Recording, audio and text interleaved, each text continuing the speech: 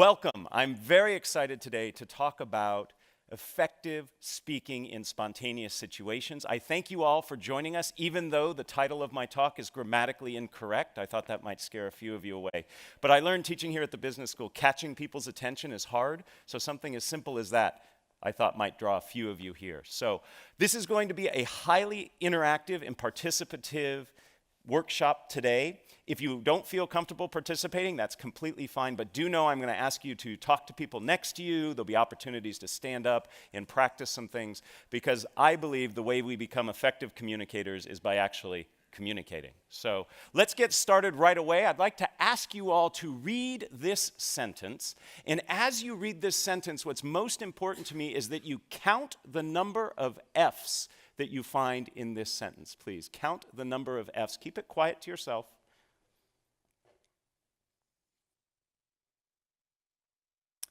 Give you just another couple seconds here.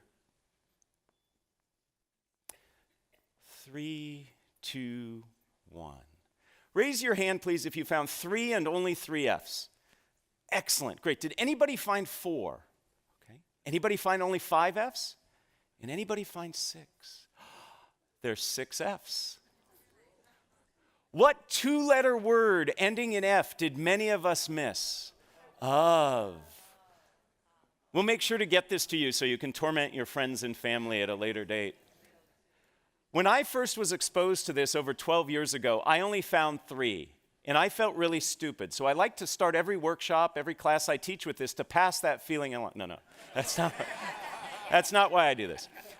I do this because this is a perfect analogy for what we're going to be talking about today. The vast majority of us in this room, very smart people in this room, were not as effective as we could have been in this activity. We didn't get it right. And the same is true when it comes to speaking in public, particularly when spontaneous speaking. It's little things that make a big difference in being effective. So today we're going to talk about little things in terms of your approach, your attitude, your practice that can change how you feel when you speak in public.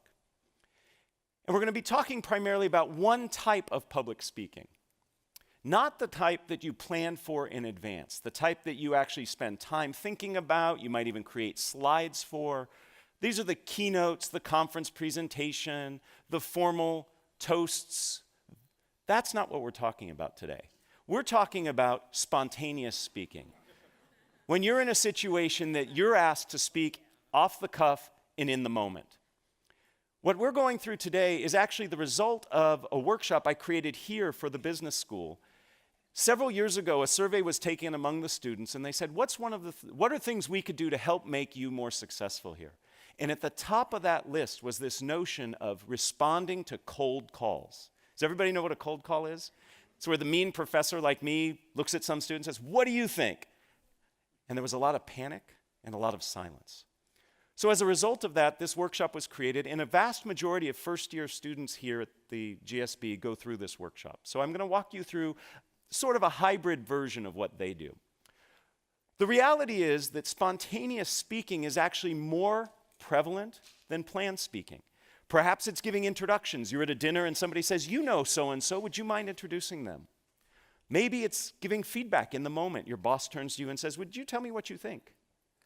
It could be a surprise toast. Or finally, it could be during the Q&A session. And by the way, we will leave plenty of time at the end of our day today for Q&A. I'd love to hear the questions you have about this topic or other topics related to communicating. So our agenda is simple. In order to be an effective communicator, regardless of if it's planned or spontaneous, you need to have your anxiety under control. So we'll start there. Second, what we're going to talk about is some ground rules for the interactivity we'll have today, and then finally we're going to get into the heart of what we will be covering. And again, as I said, lots of activity, and I invite you to participate. So let's get started with anxiety management. 85% of people tell us that they're nervous when speaking in public. And I think the other 15% are lying. Okay? We could create a situation where we could make them nervous too. In fact, just this past week, a study from Chapman University asked Americans, what are the things you fear most? And among being caught in a surprise terrorist attack, having your identity stolen, was public speaking. Among the top 5 was speaking in front of others. This is a ubiquitous fear and one that I believe we can learn to manage. And I use that word manage very carefully because I don't think we ever want to overcome it. Anxiety actually helps us. It gives us energy, helps us focus, tells us what we're doing is important, but we want to learn to manage it. So I'd like to introduce you to a few techniques that can work, and all of these techniques are based on academic research. But before we get there, I'd love to ask you, what does it feel like when you're sitting in the audience watching a nervous speaker present? How do you feel? Just shout out a few things. How do you feel? Uncomfortable. I heard many of you going, yes, uncomfortable. It feels very awkward, doesn't it? So what do we do? Now, a couple of you probably like watching somebody suffer, okay? But most of us don't. So what do? We sit there and we nod and we smile, or we disengage. And to the nervous speaker looking out at his or her audience, seeing a bunch of people nodding or disengaged, that does not help, okay? So we need to learn to manage our anxiety, because fundamentally, your job as a communicator, rather, regardless of if it's planned or spontaneous, is to make your audience comfortable. Because if they're comfortable, they can receive your message. And when I say comfortable, I am not referring to the fact that your message has to be sugar-coated and nice for them to hear. It can be a harsh message, but they have to be in a place where they can receive it. So it's incumbent on you as a communicator to help your audience feel comfortable. And we do that by managing our anxiety. So let me introduce you to a few techniques that I think you can use right away to help you feel more comfortable. The first has to do with when you begin to feel those anxiety symptoms. For most people, this happens in the initial minutes prior to speaking. In this situation, what happens is many of us begin to feel whatever it is that happens to you. Maybe your stomach gets a little gurgly, maybe your legs begin to shake, maybe you begin to perspire. And then we start to say to ourselves, oh my goodness, I'm nervous. Uh-oh, they're going to tell I'm nervous. This is not going to go well. And we start spiraling out of control. So research on mindful attention tells us that when we begin to feel those anxiety symptoms, we simply greet our anxiety and say, hey, this is me feeling nervous. I'm about to do something of consequence. And simply by greeting your anxiety and acknowledging it, that it's normal and natural. Heck, 85% of people tell us they have it. You actually can stem the tide of that anxiety spiraling out of control. It's not necessarily going to reduce the anxiety, but it will stop it from spinning up. So the next time you begin to feel those anxiety signs, take a deep breath and say, this is me feeling anxious. I notice a few of you taking some notes. There's a handout that will come at the end that has everything that I'm supposed to say, okay? Can't guarantee I'm going to say it, but you'll have it there. In addition to this approach, a technique that works very well, and this is a technique that I helped do some research on way back when I was in graduate school, has to do with reframing how you see the speaking situation. Most of us, when we are up presenting, planned or spontaneous, we feel that we have to do it right. And we feel like we are performing. How many of you have ever acted, done singing or dancing? I'm not going to ask for performances now. Okay. Many of you have. We should note that we could do next year maybe a talent show of alums. It looks like we got the talent there. That's great. So when you perform, you know that there's a right way and a wrong way to do it. If you don't hit the right note or your right line at the right time, at the right place, you've made a mistake. It messes up the audience. It messes up the people on stage. But when you present, there is no right way. There's certainly better and worse ways, but there is no one right way. So we need to look at presenting as something other than performance. And what I'd like to suggest is what we need to see this as is a conversation. Right now, I'm having a conversation with 100+ people rather than saying I'm performing for you. But it's not enough just to say this is a conversation.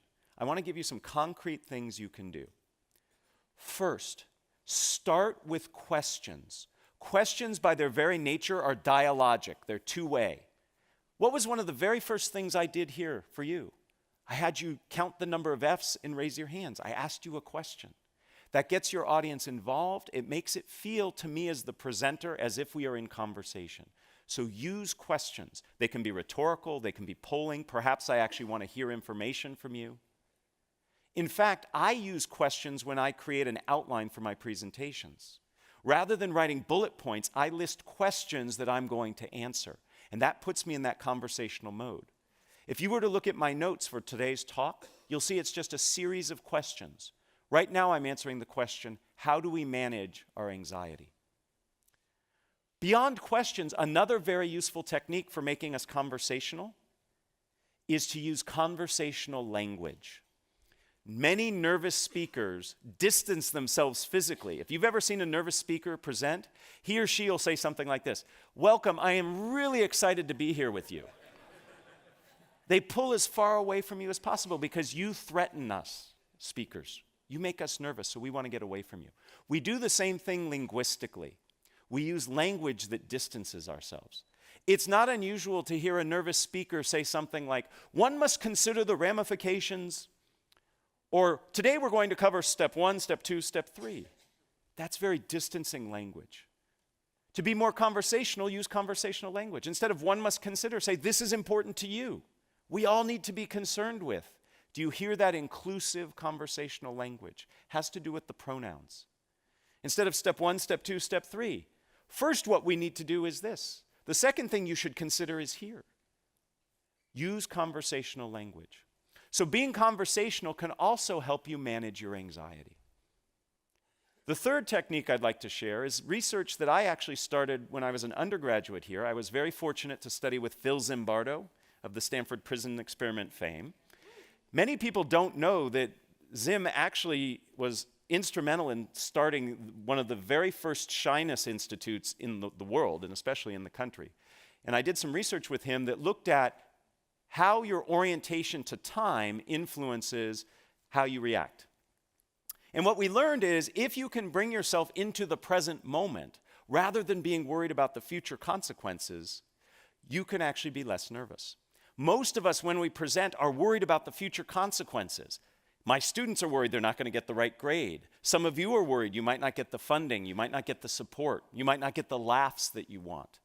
All of those are future states. So if we can bring ourselves into the present moment, we're not going to be as concerned about those future states, and therefore we'll be less nervous. There are lots of ways to become present-oriented. I know a professional speaker. He's paid $10,000 an hour to speak. It's a good gig. He gets very nervous. He's up in front of crowds of thousands. Behind the stage, what he does is 100 push-ups right before he comes out. You can't be that physically active and not be in the present moment. Now, I'm not recommending all of us go to that level of exertion because he starts out of breath and sweaty, right? But a walk around the building before you speak, that can do it. There are other ways. If you've ever watched athletes perform and get ready to do their event, they listen to music. They focus on a song or a playlist that helps get them in the moment. You can do things as simple as counting backwards from 100 by tough numbers like 17. I'm going to pause because I know people in the room are trying. Yeah. Gets hard after that third or fourth one, I know. My favorite way to get present-oriented is to say tongue twisters. Saying a tongue twister forces you to be in the moment, otherwise you'll say it wrong. And it has the added benefit of warming up your voice. Most nervous speakers don't warm up their voice. They retreat inside themselves and start saying all these bad things to themselves. So saying a tongue twister can help you be both present-oriented and warm up your voice. Remember I said today we're going to have a lot of participation? I'm going to ask you to repeat after me my favorite tongue twister. And I like this tongue twister because if you say it wrong, you say a naughty word. And I'm going to be listening to see if I hear any naughty words this morning. Okay? Repeat after me. It's only 3 phrases. I slit a sheet. A sheet I slit. And on that slitted sheet I sit. Oh, very good. No shits. Excellent. Very good. Now, in that moment, you weren't worried about, I'm in front of all these people, this is weird, this guy's having me do this. You were so focused on saying it right and trying to figure out what the naughty word was that you were in the present moment. That's how easy it is. So it's very possible for us to manage our anxiety. We can do it initially by greeting the anxiety when we begin to feel those signs. We can do it when we reframe the situation as a conversation, and we do it when we become present-oriented. Those are 3 of many tools that exist to help you manage your anxiety. If you have questions about other ways, I'm happy to chat with you. And at the end, I'm going to point you to some resources that you can refer to help you find additional sources for you. So let's get started on the core part of what we're doing today, which is how to feel more comfortable speaking in spontaneous situations. Some very simple ground rules for you. First, I'm going to identify 4 steps that I believe are critical to becoming effective at speaking in a spontaneous situation. With each of those steps, I'm going to ask you to participate in an activity. None of them are more painful than saying the tongue twister out loud. They may require you to stand up, they might require you to talk to the person next to you, but none of them are painful. And then finally, I'm going to conclude with a phrase or saying that comes from the wonderful world of improvisation. Through the continuing studies program here at Stanford, for the past 5 years, I have co-taught a class with Adam Tobin. He is a lecturer in the creative arts department. He teaches film and new media, and he's an expert at improv. And we've partnered together to help people learn how to speak more spontaneously. We call it improvisationally speaking. And Adam has taught me wonderful phrases and ideas from improv that I want to impart to you that really stick. That's why I'm sharing them with you, to help you remember these techniques. And again, at the end of all this, you'll get a handout that has this listed. So let's get started. The very first thing that gets in people's way when it comes to spontaneous speaking is themselves. We get in our own way. We want to be perfect.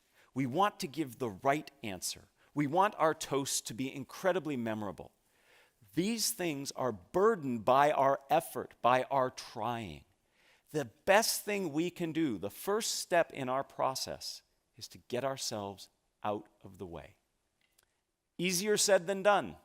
Most of us in this room are in this room because we are type A personalities. We work hard, we think fast, we make sure that we get things right. But that can actually serve as a disservice as we try to speak in the moment. I'd like to demonstrate a little of this for you, and I need your help to do that. So we're going to do our first activity. We are going to do an activity that's called Shout the Wrong Name. In a moment, if you are able and willing, I'm going to ask you to stand. And I am going to ask you for about 30 seconds to look all around you in this environment, and you are going to point at different things. And I know it's rude to point, but for this exercise, please point. I want you to point to things, and you are going to call the things you are pointing to out loud anything but what they really are. So I might point to this and say refrigerator. I might point to this and say cat. I am pointing to anything in your environment around you. It can be the person sitting next to you, standing next to you. You will just shout, and shouting is important, the wrong name. So in a moment, I'm going to ask you to stand and do that. Please raise your hand if you already have the first 5 or 6 things you're going to call out. Yeah, that's what I'm talking about. We stockpile. You all are excellent game players. I told you the game. Shout the wrong name. And you have already begun figuring out how you're going to master the game. That's your brain trying to help you get it right. I'd like to suggest the only way you can get this activity wrong is by doing what you've just done. Okay? There is no way to get this wrong. Okay? Even if I call this a chair, no penalty will be bestowed upon you. Okay? Because I won't know what you were pointing at. You could have been pointing at the floor under the chair, and you called the floor the chair, and you were fine. The point is, we are planning and working to get it right, and there is no way to get it right. Just doing it gets it right. Okay, so let's try this now. We're going to play this game twice. Again, it's for 30 seconds. If you are willing and able, will you please stand up? You can do this seated, by the way, but if you're willing and able, let's stand up. Okay, in a moment, I am about to say go, and I would like for you to point at anything around here, including me. It's okay to point at me. I hope it's not a bad thing you say when you point at me, but point at different things and loudly and proudly call them different than what they are. Ready? Begin. Porcupine, California, salt shaker, car, library, tennis racket, purple, Orange. Putrid. Hello. Time.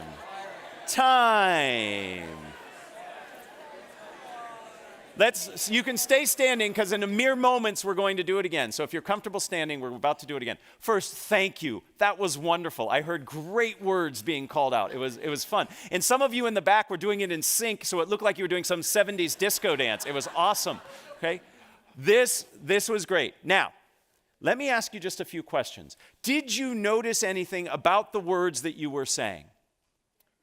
Did we find patterns, perhaps? Maybe some of you were going through fruits and vegetables. A few of you were going through things that started with the letter A, right? That's your brain saying, okay, you told me not to stockpile, so I'm going to try to be a little more devious, and I'm going to give you patterns, okay? Same problem. When we teach that class I told you about, that improvisationally speaking class, we like to say, your brain is there to help you. These things it's doing have helped you be successful, but like a windshield wiper, we just want to wipe those suggestions away and see what happens, okay? So we're going to do this activity again. This time, try the best you can to thank your brain if it provides you with patterns or stockpiles, and just say, thank you, brain, and disregard them, okay? So let's see what happens when we're not stockpiling and we're not playing off patterns. We'll do this for only 15 seconds. See how this feels. Baby steps. Ready? Begin. Kodak. Bicycle chain. Skateboard. Bananas. Purple. Putrid.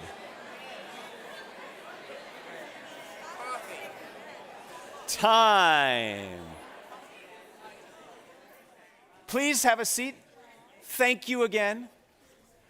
Did you notice a difference between the second time and the first time? Yes. Was it a little easier that second time? No. That's okay. We're just starting. These skills are not like a light switch. It's not like you learn these skills and then all of a sudden you can execute on them. This is a wonderful game. This is a wonderful game to train your brain to get out of its own way. You can play this game anywhere, anytime. I like to play this game when I'm sitting in traffic. Makes me feel better. I shout things out. They're not the naughty things that I want to be shouting out, but I shout out things and it helps. You're training yourself to get out of your own way. You're working against the muscle memory that you've developed over the course of your life with a brain that acts very fast to help you solve problems. But in essence, in spontaneous speaking situations, you put too much pressure on yourself trying to figure out how to get it right. So a game like this teaches us to get out of our own way. It teaches us to see the things that we do that prevent us from acting spontaneously. In essence, we are reacting rather than responding. To react means to act again. You've thought it and now you're acting on it. That takes too long and it's too thoughtful. We want to respond in a way that's genuine and authentic. So the maxim I would like for you to take from this, and again, these maxims come from improvisation, is one of my favorite: dare to be dull. And in a room like this, telling you dare to be dull is offensive, and I apologize. But this will help. Rather than striving for greatness, dare to be dull. And if you dare to be dull and allow yourself that, you will reach that greatness. It's when you set greatness as your target that it gets in the way of you ever getting there. Because you over-evaluate, you overanalyze, you freeze up. So the first step in our process today is to get out of our own way. Dare to be dull. Easier said than done, but once you practice, in a game just as simple as the one we practiced, is a great way to do it. But that's not enough. Getting out of our own way is important, but the second step of our process has us change how we see the situation we find ourselves in. We need to see the speaking opportunity that we are a part of as an opportunity rather than a challenge and a threat. When I coach executives on Q&A skills, when they go in front of the media or whatever, investors, they see it as an adversarial experience. Me versus them. And one of the first things I work on is change the way you approach it. A Q&A session, for example, is an opportunity for you. It's an opportunity to clarify. It's an opportunity to understand what people are thinking. So if we look at it as an opportunity, it feels very different. We see it differently, and therefore we have more freedom to respond. When I feel that you are challenging me, I am going to do the bare minimum to respond and protect myself. If I see this as an opportunity where I have a chance to explain and expand, I'm going to interact differently with you. So spontaneous speaking situations are ones that afford you opportunities. So when you're at a corporate dinner and your boss turns to you and says, "Oh, you know him better than the rest. Would you mind introducing him?" You say, "Great, thank you for the opportunity," rather than, right? I better get this right. So see things as an opportunity. I have a game to play to help us with this. This is a fun one. The holidays are approaching. We all in this room are going to give and receive gifts. Here's how this game will work. It works best if you have a partner. So I'm hoping you can work with somebody sitting next to you. If there's nobody sitting next to you, you turn around, introduce yourself, great way to connect. If not, you can play this game by yourself. It's just a little harder and you can't do the second part of the game. So after I explain the game, this gives you a chance to get to know somebody. Here's how it works. If you have a partner, you and your partner are going to exchange imaginary gifts. Okay? Pretend you have a gift. It can be a big gift, it can be a small gift. And you will give your gift to your partner. Your partner will take the gift and open it up and will tell you what you gave them. Because you just gave them a gift. So you are going to open up the box and you're going to look inside and you are going to say the first thing that comes to your mind in the moment, not the thing you have all just thought of. Or the thing after that. Remember what we talked about before? That still plays. That's still in play. Okay, you're stockpiling. Look in there.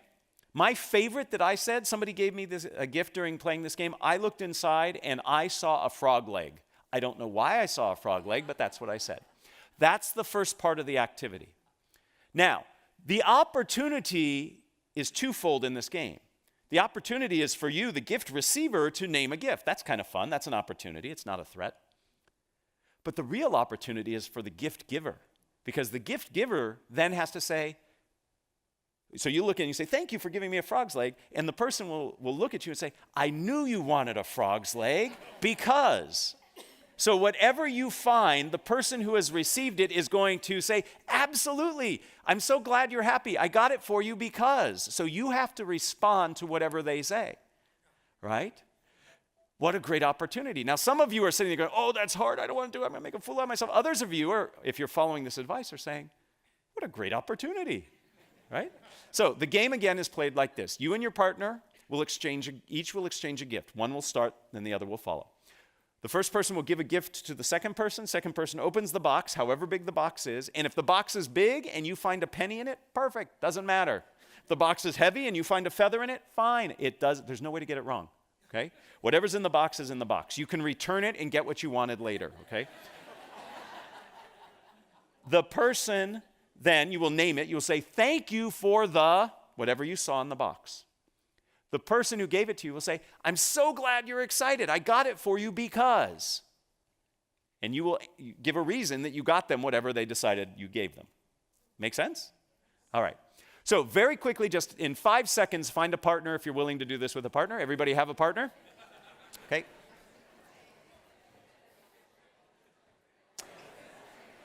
All right. In your partnerships, pick an A person and a B person. You may stand or sit. It's totally up to you. Pick an A and pick a B. Okay? B goes first. Ha, ha, ha. All right. B, give A a gift. B, give A a gift. A, thank them. And then B will name and give the reason they gave it to him.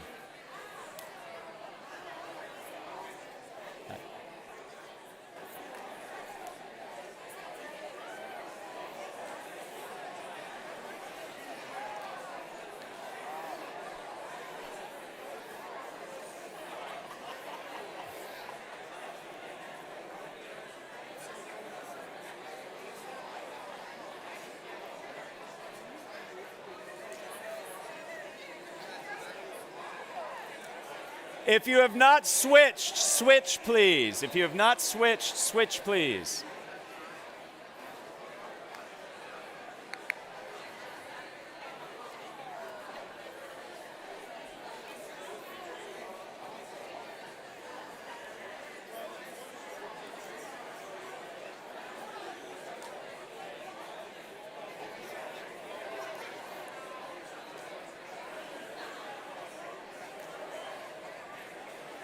Let's wrap it up in 30 seconds, please. Let's wrap it up.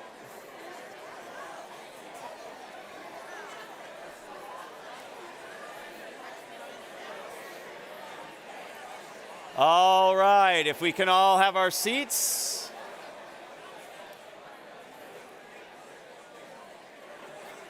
If we can all take our seats, please. I know I'm telling a room of many MBA alums to stop talking, and that's hard.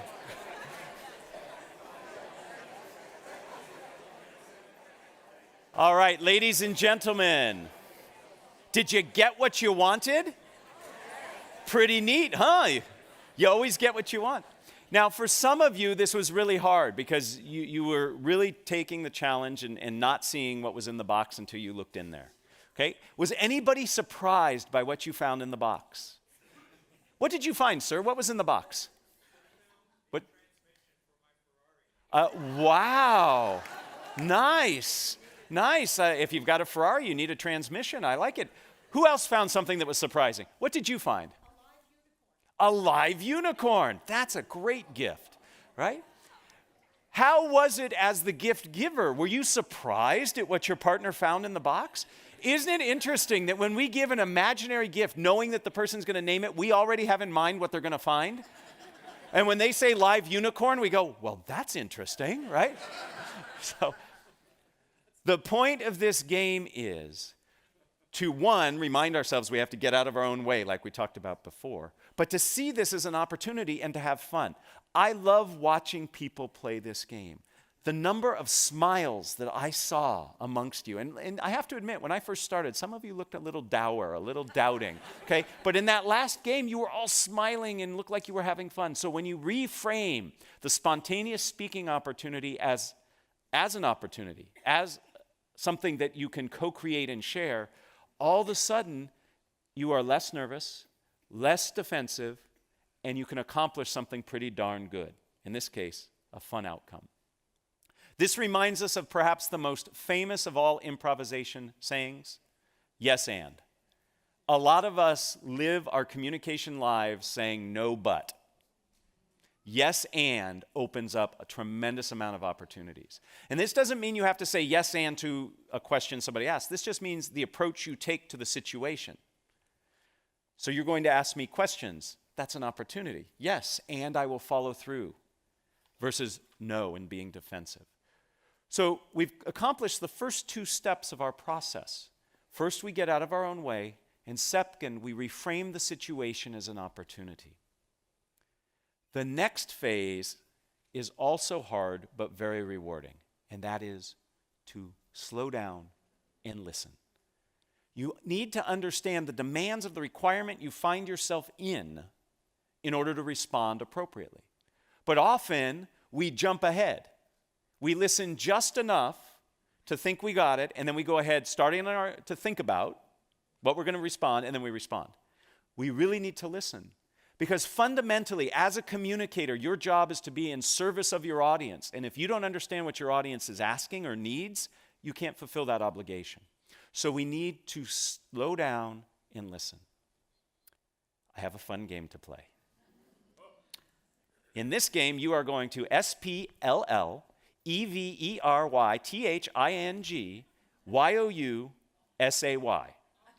TOYOURPARTNER. I will translate. You are going to get with the same partner you just worked with, and you are going to have a very brief conversation about something fun that you plan to do today, I know this is the most fun you're going to have all day, but the next fun thing you're going to do today, you are going to tell your partner what you are going to do that will be fun today, but you are going to do so by spellingit. Okay? So you're going to spell it. It's okay if you are not a good speller. Okay? You'll see the benefit of doing this. So, with the partner you just worked with, person A is going to go first this time. You are simply going to tell your partner, actually you're going to spell to your partner what it is of fun, something of fun, that you're going to do today. Okay? Do what you were really going to do for fun and not do things like FEEDTHECAT, right? Just because you don't want to spell, right? So, you can use big words. All right, 30 seconds each. Spell to your partner something fun that you're going to do today.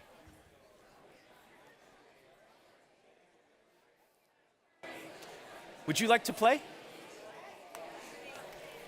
Go ahead. Gothegame. Oh my goodness, say it again. Spell it again. Yep. T-H-E. Yep. G-A-M-E. EXCELLENT. IHOPETHAT E-X-L-C-E-L-L-E-N-T. Thank you. That was very good. Thank you.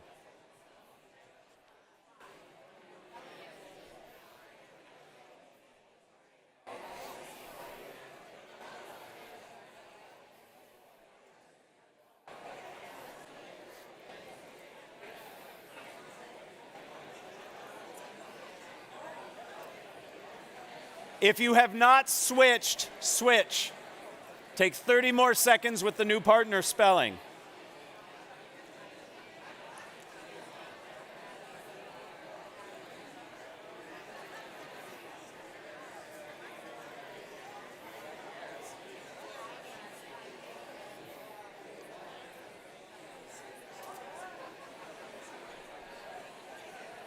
GREAT exclamation point.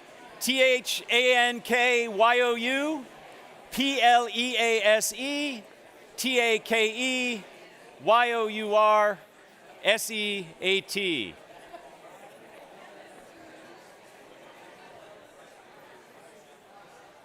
So what did we learn?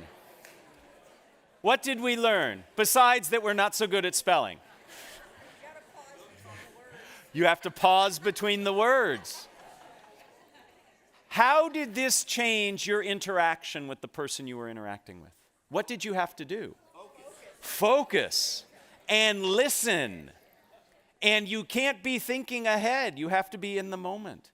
When you listen and truly understand what the person is trying to say, then you can respond in a better way, a more targeted response. We often don't listen. So we start by getting out of our own way.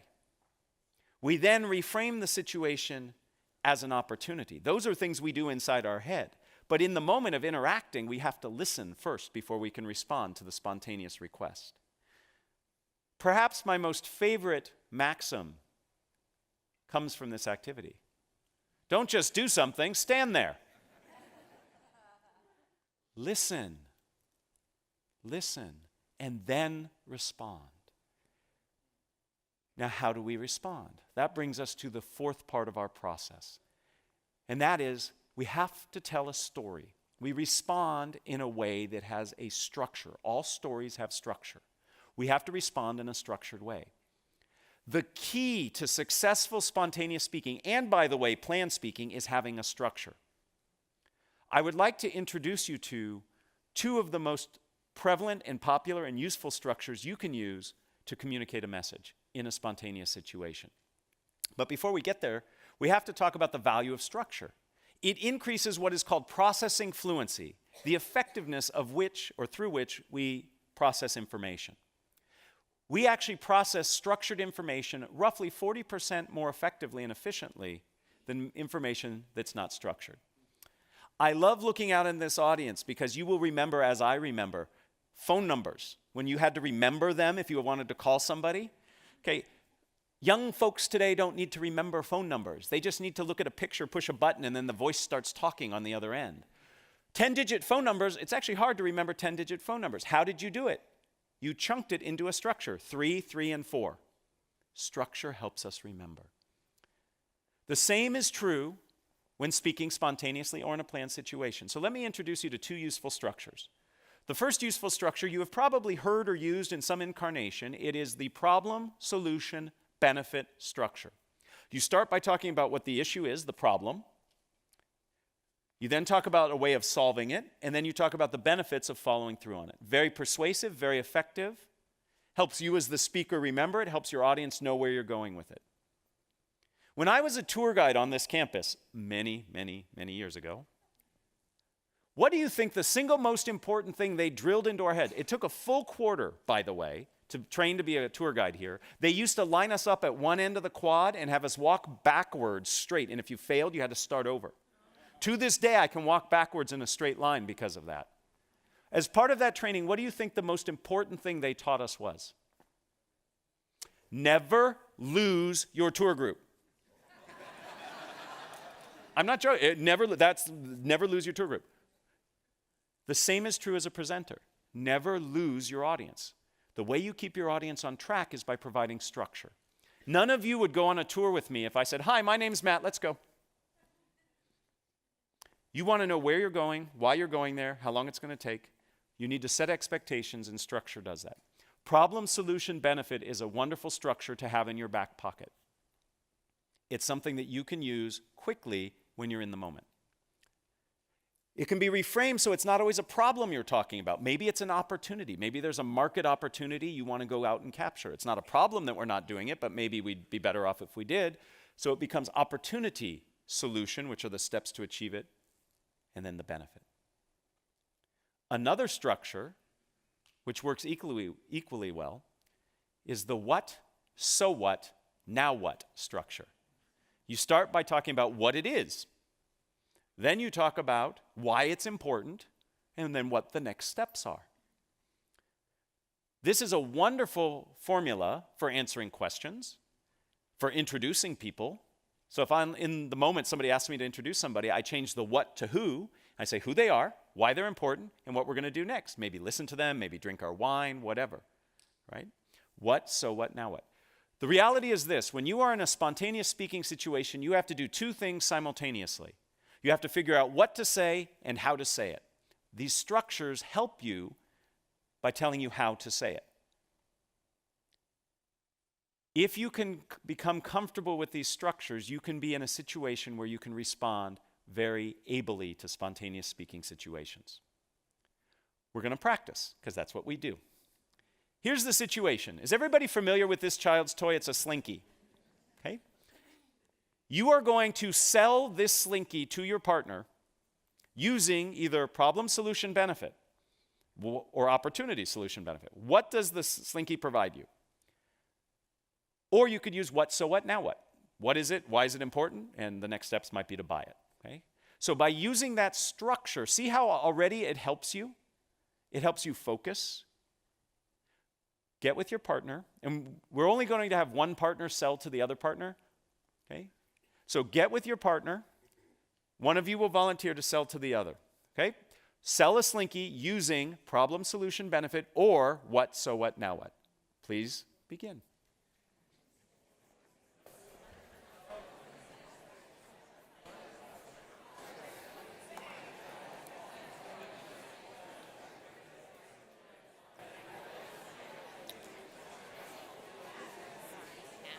So we have the handouts, but I'm also going to be doing the Microphone? mic. So when I debrief this, you can go ahead and pass them out. Okay, Does so that make sense? After Q&A? No, after this activity. Okay, and then after that we'll do Q&A. Correct.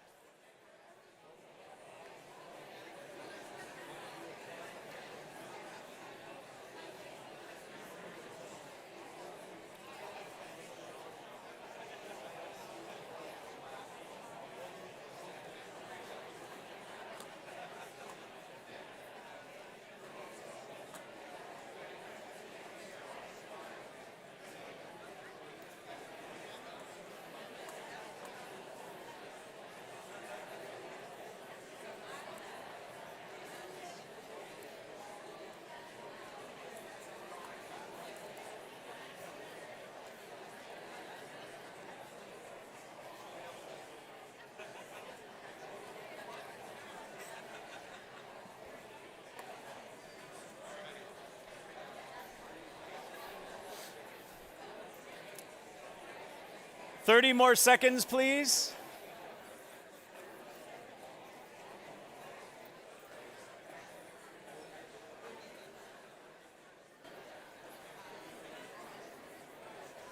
Excellent. Let's all close the deal, seal the deal.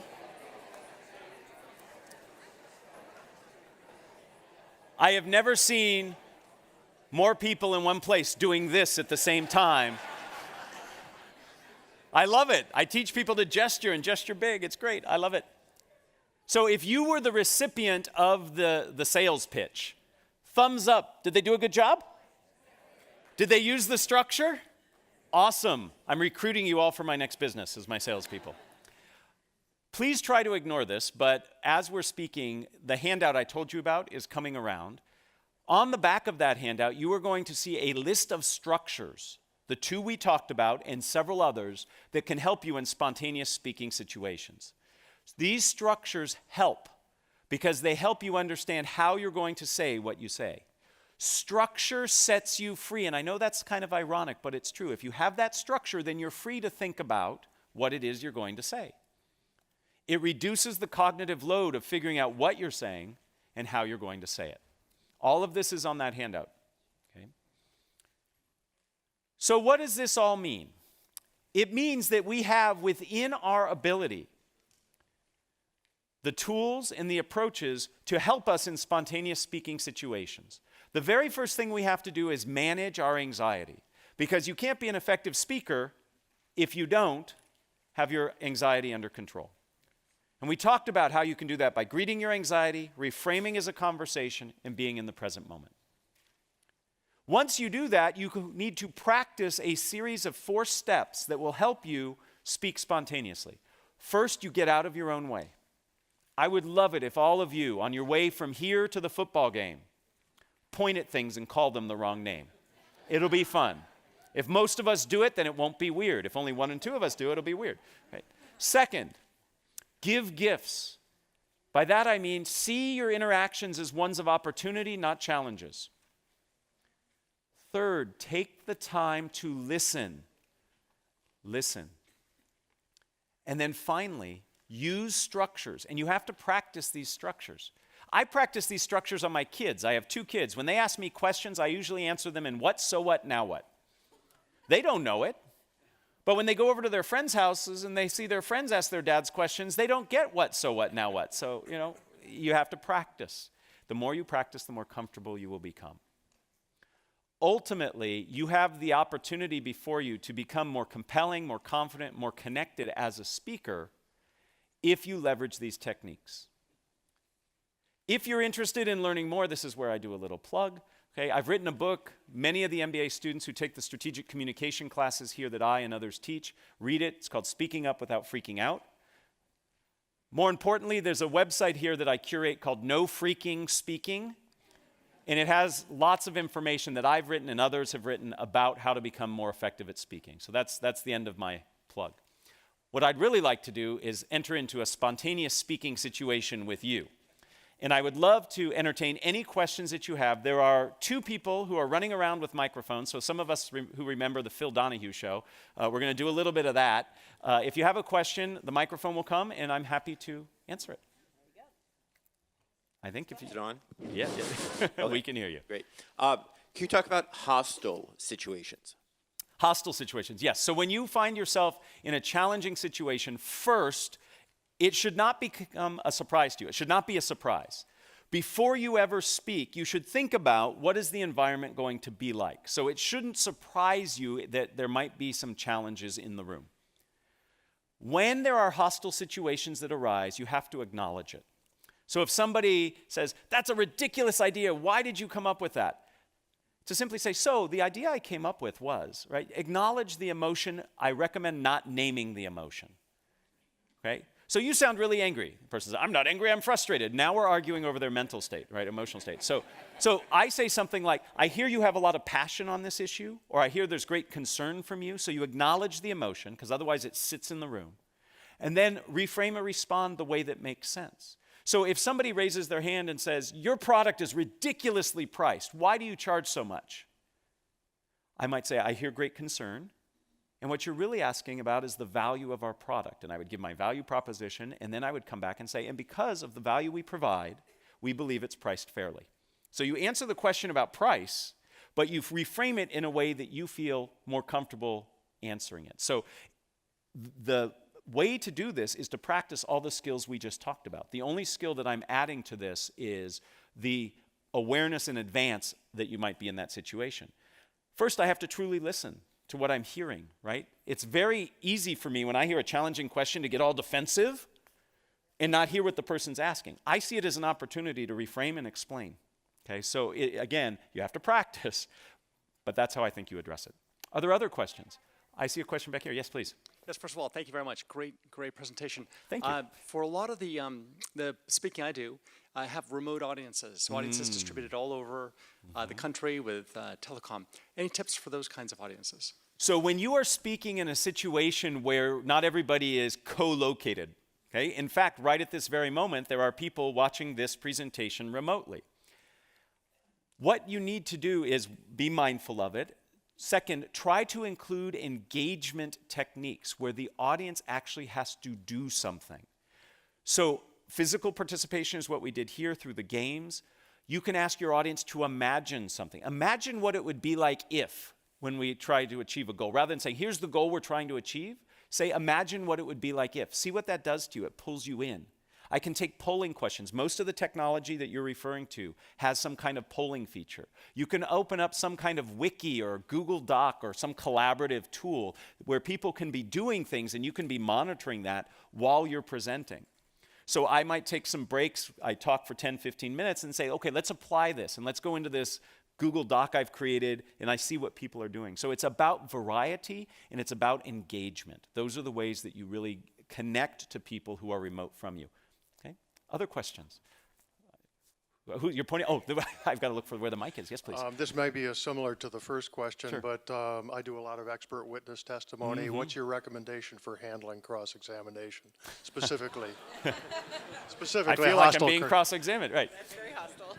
So in any speaking situation that you go into that has some planned element to it, I recommend identifying certain themes that you think are important or believe need to come out. And then with each one of those themes, have some examples and concrete evidence that you can use to support it.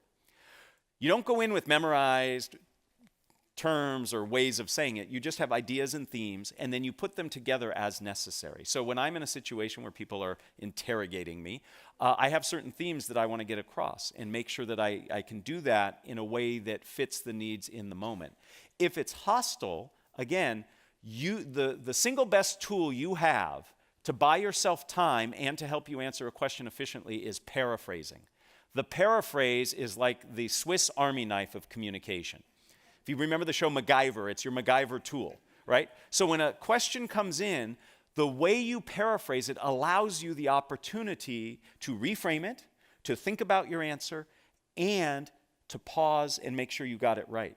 So when you're under those situations, if you have the opportunity to paraphrase, say, so what you're really asking about is X, Y, and Z, that gives you the opportunity to employ one of these techniques. Now, I've never been an expert witness because I'm not an expert on anything, but those tools, I believe, could be helpful. The microphone is back there. Thank you. Thank Yes. you so much. This has been so helpful and enjoyable this good. morning. Thank you. Would you please show the last screen so we can get down the name of the book that you've written and the information? Absolutely. Thank you. I think they actually, you might even have an opportunity to, and it's on the sheet too. Everything I said is on the back of that sheet, but I'm happy to have this behind me while I talk. Other questions? Yes, please. Yes, I work with groups that that represent many different cultural backgrounds. Yes. So are there any caveats, or is this a universal strategy? So in terms of, from your perspective as the speaker, I believe this applies. But whenever you communicate, part of the listening aspect is also thinking about is who is my audience and what are their expectations? So what are the cultural expectations of the audience that I'm presenting to? So there might be certain norms and rules that are expected. So when I travel and do talks, I have to take into account where I'm doing the presentation. So I help present in the Ignite program. And if you have not heard about the Ignite program here at the GSB, it's fantastic. And I just did a presentation standing in one of these awesome classrooms that have all these cameras, and I just taught 35 people in Santiago, Chile. Right? And I needed to understand the cultural expectations of that area and what they expect and what they're willing to do when I ask them to participate. So it's part of that listening step where you reflect on what are the expectations of the audience. I think we have time for 2 more questions, and then I'm going to hang around afterwards if anybody has individual questions, but some of these folks really want me to keep on schedule. Yes, please. I wanted to ask a question. One of the things that you've done effectively in your talking, and I've seen other effective speakers do, is interject humor in their talk. What are the risks and rewards of trying to do that? Well, first, thank you, and I appreciate all of you laughing. That's the sum total of all my jokes. You've heard them. I am not funny beyond those jokes. So humor is wonderfully connecting.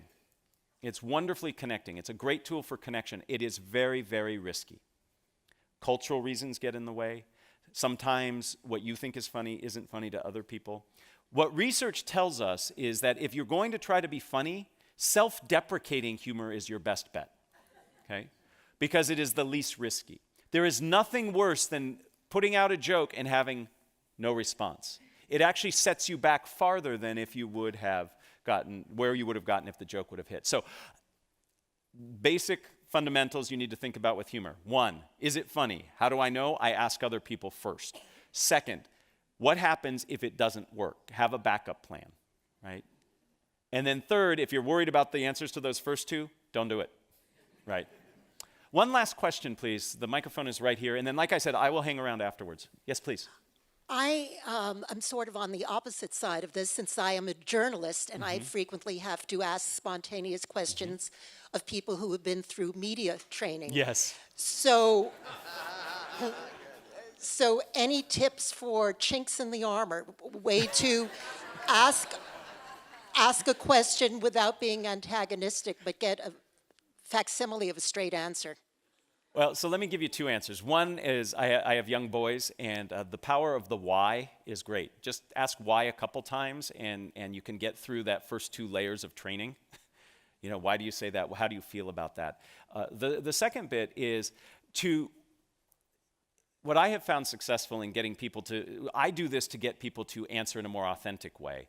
What I'll do is I'll ask them to give advice. So what advice would you give somebody who's challenged with this? Or what advice would you give to somebody in this situation? And by asking for the advice, it changes the relationship they have to me as the question asker, and I often get much more rich, detailed information. So the power of the why, and then put them in a position of providing guidance, and that can really work. With that, I am going to thank you very much. I welcome you to ask questions later, and enjoy the rest of your reunion weekend. Thank you.